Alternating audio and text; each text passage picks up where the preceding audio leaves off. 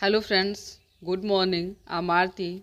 I'm going to dictate you exercise number 5 and 6 from Progressive Apparel.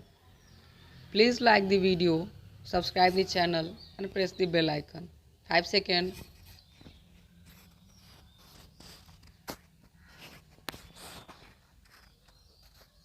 Start.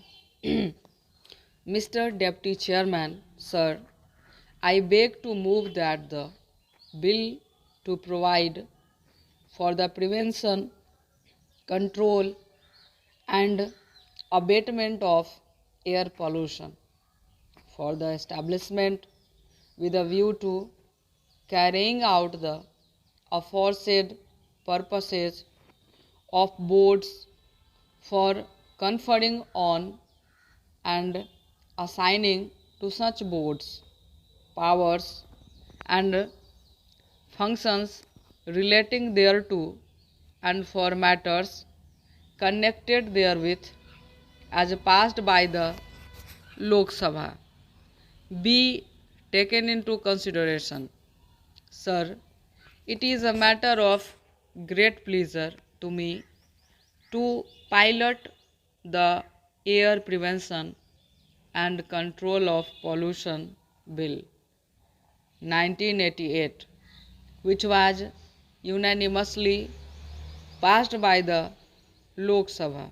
I am sure all the members will agree with me that the problem of air pollution in the country, though not so serious as that of water pollution, should not be neglected, as some of our cities like Delhi, Calcutta, Bombay, Kanpur, etc., are already feeling its effects.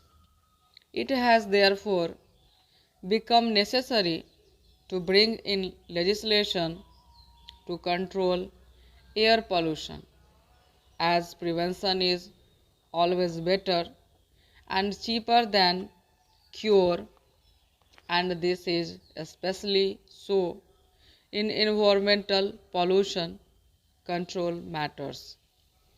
Before bringing in this legislation, an exercise was made in my ministry to see whether the existing legislation could be suitably modified to deal with this problem. Though there are certain provisions in the Factories Act, Criminal Procedure Code, and a Smoke Nuisance Act, they have been found to be inadequate. Hence, the need for a comprehensive legislation to deal with all aspects of air pollution was felt. An expert committee appointed for the purpose recommended a central act and suggested a draft bill also. This draft was duly examined and eventually a bill to provide for the prevention and control of air pollution was introduced in the Lok Sabha.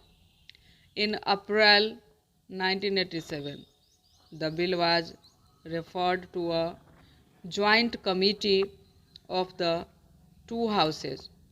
The committee considered the bill in detail and presented its report to the Lok Sabha on the 18th May 1988. The bill, however, could not be taken into account for unforeseen circumstances.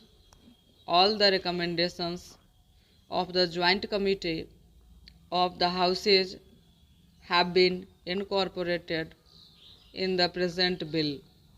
In the UN Conference on Human Environment in 1987, in which India also participated, decisions were made to take appropriate steps for the preservation of natural resources of the earth, which included control of air pollution.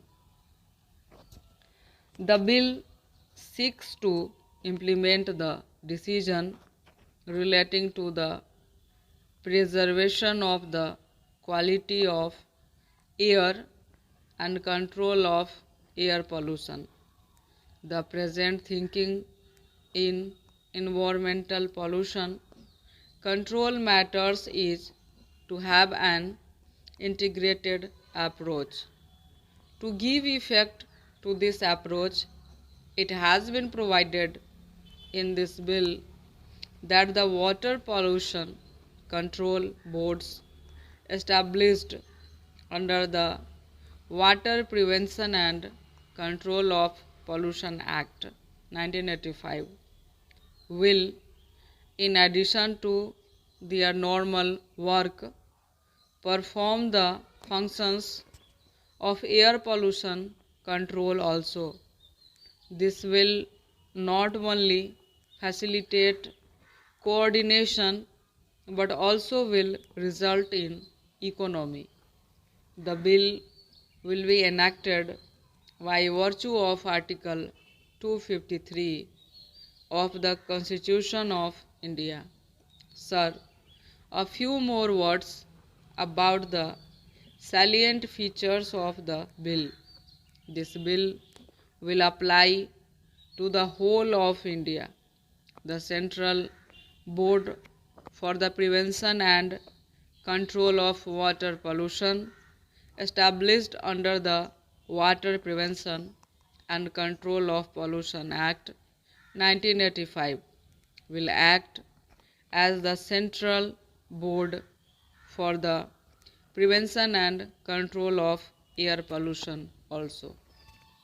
The state boards for the prevention and control of water pollution established by state governments which have adopted the Water Prevention and Control of Pollution Act 1985 will perform the functions of the state air pollution control boards also. In the states which have not yet adopted the 1985 Act, the new air pollution control boards will be set up. However, we are requesting these states also to adopt the 1985 Act and constitute the state boards so that there will be uniformity all over the country.